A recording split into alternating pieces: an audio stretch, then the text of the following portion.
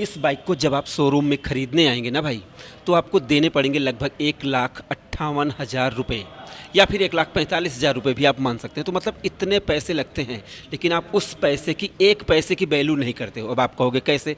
आप लोगों को ये पता चल जाता है कि भाई इस बंदे ने तो पैसे लिए होंगे इस बाइक की वीडियो बनाने के लिए, लेकिन आपको ये नहीं पता चलता है कि 1,58,000 1,45,000 रुपये खर्च करने के बाद एक सर्विस बुक मिलती है और इसमें बहुत काम की जानकारी मिलती है और जो आपको पता ही नहीं है। बस आप यूट्यूब पर टिप्स एंड ट्रिक्स सर्च करते रहते हो। तो आज मैं आपको बताऊंगा कि इस सर्विस बुक में इस बाइक के बारे में क्या लिखा होता है, मतलब बजाज पल्सर N160 और N150 के बारे में क्या सावधानियां बताई गई होती है जिनको आप फॉलो नहीं करते हैं और इसीलिए आप परेशान हो जाते हैं। पहले आप देख लें, और मैं तसल्ली से इसलिए बैठा हूं क्योंकि आज मैं तसल्ली से आपको बताने वाला हूं। तो पहले ये देखो, ये है N160, आप यहाँ पर देखें, ये है N160 और मैं जो सर्विस बुक आपको दिखा रहा हूँ वो N150 की है, लेकिन दोनों में सेम लागू होगा। अब यहाँ पर सिर्फ आपको बताने के लिए, तो भाई थोड़ा नज़दीक से दिखा दिया करना। देखो ऐसे पहले दिखा दो। अब देखो यहाँ पर देखो, recommended speed for shift down. अब यहाँ पर लिखा है कि जैसे आपको गियर कैसे शिफ्ट करना है, 5th to 4th, यहाँ पर 55, ये पढ़ लेना आप।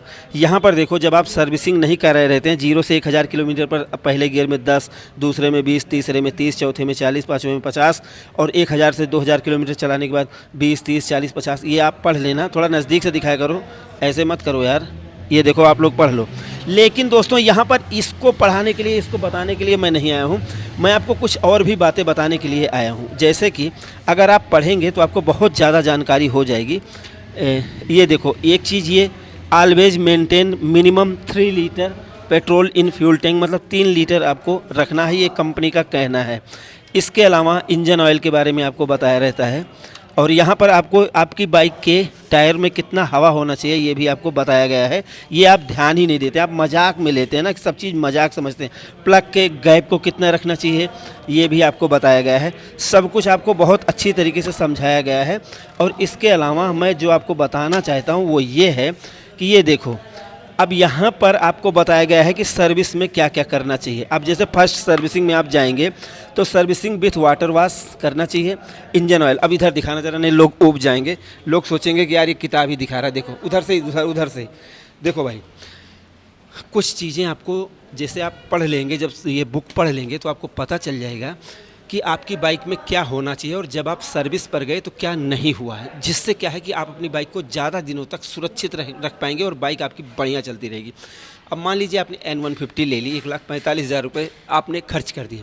तो पहली सर्विस में जैसे धुलाई होती है और जैसे इंजन ऑयल चेंज होता है और ऑयल फिल्टर चेंज होता है। इधर दिखाना ज़रा, इधर आके दिखाओ, नहीं तो समझ नहीं पाएंगे लोग।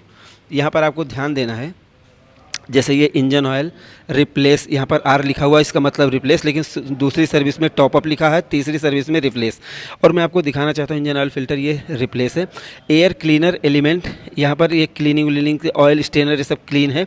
यहाँ पर फ्यूल पाइप को क्लीन, चेक एंड रिप्लेस, या ये सब देखना है। पहले मेन चीज़ आती है वाल्व क्लियरेंस की तरफ, जो मैं दिखाना चाहता हूँ। वाल्व टैपेट क्लियरेंस यहाँ पर नहीं देखना है, दूसरी में नहीं देखना है, तीसरी में चेक एंड एडजस्ट करना है। इसका मतलब आपको तीसरी पे करना है चेक एंड एडजस्ट, उसके बाद एक सर्विस छोड़ के फिर दूसरी, तीसरी, पाँचवीं सर्विस पे इसको चेक एंड एडजस्ट करना है। और ऐसे ही आपकी बाइक में सब कुछ दिया रहता है और ये एक चीज़ आप पूरा पढ़ लेंगे धीरे धीरे। मैं दिखा रहा हूँ आपको कि अब ये लंबा है, 40 चीज़ें हैं, तो मैं अगर आपको बताऊंगा तो आपको बहुत लग जाएगा टाइम। अब यहाँ पर आते हैं भैया, जो चीज़ आप पूछते हैं कि भाई बताओ कि नॉन यूज मेंटेनेंस कैसे रखना है बाइक का, कि मतलब अब थोड़ा दूर से, पहले यहाँ पढ़ा दो सबको कि भैया ये मैं सही दिखा रहा हूँ कि नहीं दिखा रहा हूँ।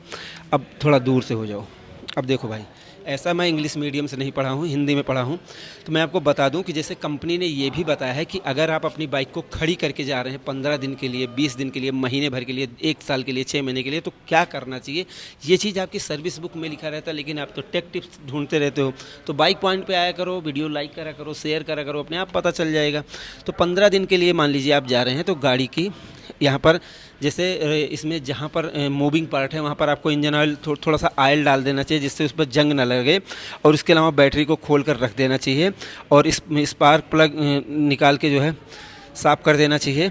और बाकी सब कुछ, हाँ एक चीज़ और कि 10% दोनों टायरों में हवा ज़्यादा भरनी चाहिए। बैटरी के बारे में बताया गया, remove battery and keep it on wooden plank. In properly ventilated area before, और इंग्लिश में समझ लेना भाई, before talking the vehicle for use, taking the vehicle use, get the battery recharge from the authorised battery by dealer, apply petroleum jelly on battery terminal. देखो भैया, battery निकाल के रख दो और ठंडे स्थान पर रखो, और इसके अलावा जब आओ तो चार्ज करा के लगाओ प्लस उसके टर्मिनल पर जेली लगा देना, पेट्रोलियम जेली। हाँ, और उसके बाद आप लेकर उड़ो, कोई दिक्कत ही नहीं है भाई। और इसके अलावा एक चीज़ और दिखा दो, जैसे एक चीज़ इधर आ जाओ राजा जी, इधर दिखाना भाई ज़रा। ये देखो भाई, एक चीज़ आप लोग जैसे देखते होगे कि ये क्या है, मैं बताता हूँ तो आप लोग, जैसे ये बताता हूँ मैं, AFE क्या है, average fuel economy. AFE average fuel economy होता है, DTE का मतलब डिस्टेंस टू एम्प्टी होता है, और इसके अलावा मेरे भाई IFE का मतलब होता है इंस्टेंटेनियस फ्यूल इकोनॉमी। तो ये सब पढ़ लो इंग्लिश में, तो ये सब चीज़ें। तो भाई थोड़ा एक काम करा करो कि आप लोग जब बाइक लिया करो तो उसकी जो सर्विस बुक आती है ना, उस सर्विस मैनुअल को पढ़ा करो, जिससे आपको पता चल जाए कि आपकी बाइक में कब इंजन ऑयल डलना है, कब टॉपअप होना है, कब प्लग क्लीन होना है, कब एयर फिल्टर चेंज होना है। ये सर्विस हिसाब से, इनके हिसाब से ज़रूर देखा करो, और जो हमारी पर्सनल वीडियो रहती है उनको भी देखा करो। तो ये वीडियो आपको काम की कितनी लगी, आप लोग अपनी राय जरूर दें। वीडियो पसंद आई हो प्लीज़ लाइक शेयर सब्सक्राइब करना ना बोलें। तो हमारी इस वीडियो को देखने के लिए आपका दिल से धन्यवाद। आपका दिन शुभ रहे, धन्यवाद।